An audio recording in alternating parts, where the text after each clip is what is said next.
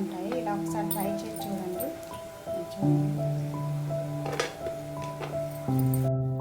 Hello, hi అండి, శ్వేత కిచెన్కి స్వాగతం అండి. ఈరోజు రెసిపీ వచ్చేసి మైదా పిండితో రెసిపీ చేసి చూపిస్తానండి. ముందు జల్లించుకుందాం. ఇలా జల్లించడం వల్ల చక్కగా వస్తాయండి రెసిపీ. ఇప్పుడు కొద్దిగా జీలకర్ర వేసుకుందామండి. కొద్దిగా ఓమ కూడా వేసుకుందాము. రుచికి తగ్గట్టు సాల్ట్ వేసుకుందాము. కొద్దిగా కారం పొడి వేసుకుందాము. కొద్దిగా ఆయిల్ వేసుకుందాము. 1 స్పూన్ పసుపు వేసుకొని మిశ్రమాన్ని ఇప్పుడు కలుపుకుందామండి. ఇప్పుడు కొద్దిగా వాటర్ వేసుకుంటూ పిండి ముద్దలాగా చేసుకుందాం.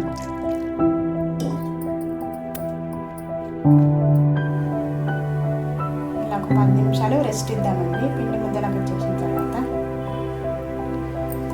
4 ముద్దలు చేసుకున్నాక ఒక్కొక్క ముద్దని చపాతీలాగా చేసుకుందాం. దీన్ని చపాతీలాగా చేద్దాం.